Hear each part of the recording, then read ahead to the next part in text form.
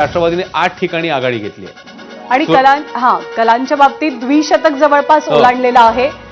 बार्शी उपळाई ठोंगे गटात भाजपचे उमेदवार दीपक वैद्य यांचा विजय झालाय। बार्शी मधला सोलापूर मधला हा दुसरा निकाल म्हणावा लागेल। पहिला निकाल हा माढ्यातनं आलेला होता जिथे राष्ट्रवादी काँग्रेसला यश मिळालेलं होतं, तर सोलापूरच्या बार्शी उपळाई ठोंगे गटातनं भाजपचे दीपक वैद्य हे विजय साजरा करतायत। 70 जागी भाजप आघाडीवरती आहे। त्याच पाठोपाठ राष्ट्रवादी काँग्रेस अजित पवारांची 43 जागांवरती आपली आघाडी टिकवून आहे। हा जल्लोष आपण लातूरमधला पाहतोय, कारण लातूरमध्ये काँग्रेसनं चांगली आघाडी घेतलेली आहे आणि लातूरमध्ये भाजप विरुद्ध काँग्रेस असा एक चुरशीचा सामना पाहायला मिळालेला होता। ही जिल्हा परिषद गेल्या वेळेला भाजपनं काँग्रेसकडनं खेचून आणलेली होती, त्यामुळे ते सत्ता पुनर्स्थापित करण्यासाठी अर्थातच काँग्रेसनं सर्व शक्ती पणाला लावलेली आहे। जिल्हा परिषदेच्या एकूण जागा 731 आहेत, त्यापैकी 202 जागांचे कल हाती आलेत, ज्यापैकी 70 जागांवरती भाजपची आघाडी, 38 जागांवरती शिंदेच्या शिवसेनेची, दुसऱ्या क्रमांकाचा पक्ष सध्या तरी राष्ट्रवादी काँग्रेस आहे।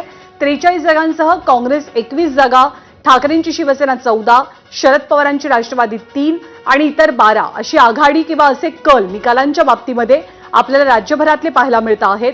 रत्नागिरीचा विचार केला तर शिवसेनेनं 8 जागांवरती आघाडी घेतली आहे। सिंधुदुर्गात भाजप 12 जागांवरची आपली आघाडी टिकवून आहे।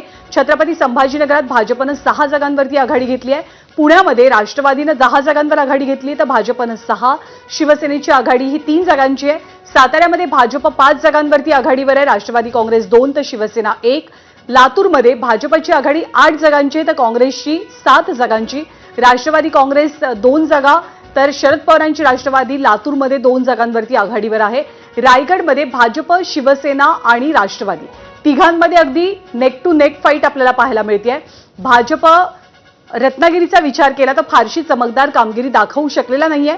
छत्रपती संभाजीनगरामध्ये शिवसेना 3 आणि भाजप 6 तर राष्ट्रवादी काँग्रेस 4 आणि ठाकरेंची शिवसेना ही 5 जागांवरती आघाडीवर असल्याचं चित्र सध्या आपल्याला दिसतंय। 200 पार गेलेले आहेत कल आणि त्याच्यामुळे अर्थातच तिकडे आघाडी भाजपने टिकवून ठेवली आहे। मोठी आघाडी आहे भाजप आणि इतर म्हणजे दुसऱ्या नंबरचा पक्ष सध्याच्या घडीला आहे राष्ट्रवादी, त्यांच्या खात्यात 43 कल गेलेले आहेत आणि त्यामुळे जवळपास विचार केला तर 20 ते 25 पेक्षा जास्त हा फरक आहे सध्याच्या घडीला।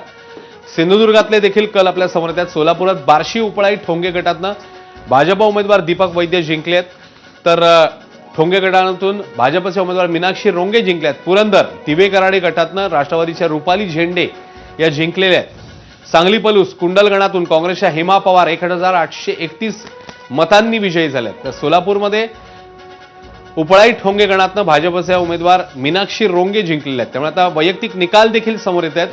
पुरंदरमध्ये राष्ट्रवादी बाजी मारताना दिसते, तर सांगली पलूस कुंडल गणातनं काँग्रेसने एक विजय मिळवला हेमा पवारांच्या माध्यमातून। तेव्हा सोलापूर असेल तेव्हा अन्य ठिकाणी असतील, आता वैयक्तिक निकाल देखील वेगवेगळ्या गटातनं समोर येत आहेत। सोलापूर जिल्हा परिषद आमदार सचिन कल्याण शेट्टींचा भाऊ जिंकलाय। सोलापूर जिल्हा परिषदेतला हा निकाल आमदार सचिन कल्याण शेट्टी यांच्या भावाने मिळवलेला विजय। तर तिकडे संभाजीनगरमध्ये भाजप 6, शिवसेना 3, राष्ट्रवादी 4, ठाकरे सेना 5, 18 कल समोर आहेत 63 पैकी। परभणीत भाजप 2, शिवसेना 2, राष्ट्रवादी 6, काँग्रेस 3, ठाकरे सेना 4 अशी ही सध्याची आकडेवारी। सोलापूर जिल्हा परिषद आमदार सचिन कल्याण शेट्टींचा भाऊ हा जिंकताना पाहायला मिळतोय आणि एकूण 205 कल सध्या समोर आहेत। भाजप 70, शिवसेना 38, राष्ट्रवादी 43, काँग्रेस 22, ठाकरे सेना 14, राष्ट्रवादी शरद पवार पक्ष 5, इतर 13 अशी सध्याची स्थिती। 205 कल आपल्या हाती आहेत, ज्याच्यामध्ये 70 ही आकडेवारी आहे भाजपकडे। आणि कोल्हापूरमध्ये 10 जागांवरती भाजपनं आघाडी घेतलेली आहे आणि आतापर्यंतचे जे अश्विन निकाल किंवा कल आपण पाहतोय त्यामध्ये नेत्यांचे जे नातेवाईक आहेत, मुलगा असो, पत्नी असो, त्याचबरोबर इतर मंडळी असोत, तर यांची एक प्रकारे आपल्याला आघाडी किंवा त्यांच्या विजयाचा ट्रेंड आपल्याला सध्या पाहायला मिळतो आहे। सिंधुदुर्गमध्ये काय होतंय हे जाणून घेण्यापूर्वी सोलापूरच्या बार्शीमध्ये ठोंगे गटातनं भाजपचे उमेदवार मीनाक्षी रोंगे यांनी विजय मिळवलेला आहे। 205 जागांचे कल आपल्या हाती आलेत। पुरंदरमध्ये राष्ट्रवादीच्या रुपाली झेंडे यांनी सुद्धा विजय साजरा केलेला आहे। काँग्रेसच्या हेमा पवार सांगलीमधनं विजयी झालेल्या आहेत, तर धाराशिवच्या परंडा गटातनं शेळगावच्या आणखी एक विजय आपल्याला पाहायला मिळतोय। जयकुमार गोरेंचे बंधू अरुण गोरे हे मात्र माणमधनं पिछाडीवर असल्याचं सध्याचं चित्र दिसतंय। त्यामुळे वेगवेगळ्या ठिकाणचे आता वैयक्तिक कल आणि निकाल देखील समोर येतात। अनेक निकाल आता ज्ञानादा समोर यायला लागलेले आहेत। सोलापूरमधला हा निकाल, पुरंदरमधला देखील निकाल समोर आलेला आहे। सिंधुदुर्ग भाजप 14 जागी, शिवसेना 3 जागी. त्यामुळे सिंधुदुर्गातला विचार केला तर भाजप पुढे आहे 14 जागी, शिवसेना 3 जागी. पहिल्याच रत्नागिरीमध्ये मगाशी आपण बघितलेलं होतं शिवसेनेने मोठी आघाडी घेतली होती. हो. मात्र सिंधुदुर्गात नेमकं उलट चित्र आहे. सिंधुदुर्गात भाजप 14 जागी आघाडीवर आहे, शिवसेना 3 जागी आघाडीवर आहे. आणि कोल्हापूरमध्ये काँग्रेसची आघाडी 10 जागांची आहे तर भाजपची ती 6 जागांची आहे. छत्रपती संभाजीनगरात भाजप 6, शिवसेना 3, ठाकरेंची शिवसेना 5 आणि राष्ट्रवादी काँग्रेस 4 असं एक इंटरेस्टिंग चित्र आपल्याला पाहायला मिळतं आहे. रुपाली झेंडेंनी आपला विजय साजरा केलेला आहे. इकडे साताऱ्यामध्ये भाजपनं 5 जागी आघाडी घेतली, राष्ट्रवादीनं 2. सध्या कलांच्या बाबतीमध्ये क्रमांक 2चा पक्ष हा अजित पवारांच्या राष्ट्रवादी हा पक्ष आहे. त्याखालोखाल अर्थातच शिंदेची शिवसेना सुद्धा आहे. भाजप 72 जागांसह सगळ्यात मोठा पक्ष म्हणून सध्या आघाडीवर आहे. उदय सामंतांचे स्वीय सहाय्यक हे सुद्धा आघाडीवर असल्याचं चित्र आपल्याला पाहायला मिळत आहे. जिल्हा परिषद निवडणुकांचे निकाल आज लागत आहेत. 731 जागांपैकी जे कल आपल्या हाती आले त्यानुसार 72 जागी भाजप, 38 जागी शिंदेची शिवसेना, 43 जागी दादांची राष्ट्रवादी, 22 जागी काँग्रेस, 14 जागी ठाकरेंची शिवसेना, 5 जागी शरद पवारांची राष्ट्रवादी तर इतर 13 जागी एक तर विजयी झालेले आहेत किंवा ते विजयाच्या उंबरठ्यावर आहेत, कलांच्या बाबतीत पुढे आहेत असं आपल्याला म्हणावं लागेल. पण खास करून आपल्याला अश्विन काँग्रेसचा लातूर आणि कोल्हापूरच्या बाबतीत विशेष उल्लेख करावा लागेल. स्थानिक स्वराज्य संस्थांच्या निवडणुकांच्या बाबतीत, कारण लातूरमध्ये अर्थातच देशमुख कुटुंबांना विधानसभेच्या निवडणुकीत धक्का बसलेला होता, पण महापालिकेत त्यांनी आपली ताकद दाखवून दिली आणि आता जिल्हा परिषद निवडणुकांमध्ये सुद्धा काँग्रेस आपली ताकद प्रामुख्यानं दाखवतोय असं सध्याचं तरी चित्र दिसतंय. करमाळ्यामध्ये रश्मी बागल यांचा विजय झालाय, त्या भाजपच्या आहेत. तर पुणे जिल्हा परिषदेत 9 भाजपात 13 राष्ट्रवादी अशी सध्याची स्थिती. पुणे जिल्हा देखील फार महत्वाचा, कारण आपण बघितलं होतं महापालिकेत काय चित्र आपल्या समोर आलेलं होतं. त्यामुळे आता पुणे जिल्ह्यामध्ये नेमकं काय होतंय या निवडणुकीमध्ये तेही पाहणं महत्वाचं आहे. सोलापुरातला हा निकाल उपळाई ठोंगे गणातला भाजपच्या उमेदवार जिंकलेले आहेत, तर पुरंदर जिल्हा परिषदेत दिबे कराडे गटातनं राष्ट्रवादीच्या रुपाली झेंडे या जिंकलेल्या आहेत. 217 कल सध्याच्या घडीला आपल्याला बघायला मिळतात. दिलीप देशमुख परभणीमध्ये 2000 मतांची आघाडी आहे. माजी मंत्री सुरेश वरपुडकर यांना पहिला धक्का बसतोय. वरपुडकरांची मुलगी सोनल देशमुख पराभवाच्या छायेत. त्यामुळे काही ठिकाणी जसं तू मगाशी उल्लेख केलेला की नातेवाईक किंवा त्यांचे भाऊ असतील, अन्य मंडळी असतील, ही आघाडीवर असतानाच हा इकडे काहीसा धक्का काही जणांना. तर परभणीमध्ये राजेश विटेकर यांचा भाऊ श्रीकांत विटेकर जिंकलेला आहे. पुण्यामध्ये भाजप 9, राष्ट्रवादी 13 जागी आघाडीवर. आणि राजकारणामध्ये चंचू प्रवेश किंवा राजकारणामधला प्रवेश झेडपीच्या माध्यमातून होणं हे अनेक अर्थांनी वैशिष्ट्यपूर्ण असतं, महत्वाचं सुद्धा मानलं जातं.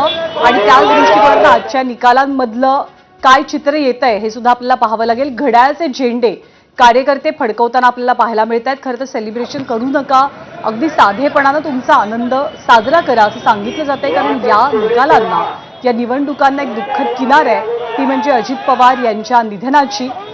त्यामुळे राष्ट्रवादीची कामगिरी कशी राहते, खास करून पुण्यामध्ये, बारामतीमध्ये याची उत्सुकता तर असेलच, कारण त्याच निवडणुकांच्या प्रचारासाठी जात असताना अजित पवारांच्या विमानाला अपघात झाला.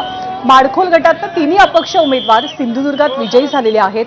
भाजपचे दिलीप देशमुख हे विजयाच्या उंबरठ्यावरती आहेत, तर दिलीप देशमुख यांची 2000 मतांची आघाडी आहे. परभणीमधनं दिलीप देशमुख हे विजय संपादित करतील झेडपीला असंच चित्र आहे. सुरेश वरपुडकर त्यांची मुलगी सोनल देशमुख या मात्र पराभवाच्या छायेत दिसतात. भाजपचे चित्रा पाटील या रायगडच्या आंबेपूर गटातून सध्या आघाडीवर असल्याचं चित्र पाहायला मिळतं आहे. आणि बऱ्याच ठिकाणी विजयी जल्लोष आता सुरू झालेला आहे. ठिकठिकाणचा हा जल्लोष आपण पाहतोय. लातूरमध्ये कार्यकर्त्यांनी आधीच आपला जल्लोष साजरा करायला सुरुवात केली, काँग्रेसच्या सगळ्या कार्यकर्त्यांनी असं म्हणावं लागेल. भाजप सर्वाधिक जागांवरती आघाडी मिळवत सध्या राज्यातला सगळ्यात मोठा पक्ष जिल्हा परिषद निवडणुकांच्या बाबतीत म्हणावा लागेल. त्याखालोखाल दादांची राष्ट्रवादी 46 जागांचा आहे. अश्विन 218 कल हाती आणि ज्यांना शिवसेना देखील 41 ठिकाणी, म्हणजे तिघांचा एकत्रित विचार केला म्हणजे आपण हेही सांगतोय की अनेक ठिकाणी एकमेकांच्या विरोधात देखील ते आहेत. मात्र सध्याच्या घडीला तिघांचा एकत्रित विचार केला तर जवळपास 150 ठिकाणी या तिघांनी आघाडी घेतली आहे. तिकडे सोलापूरची अपडेट, राम सातपुतेंच्या पत्नी जिंकल्यात, संस्कृती सातपुते.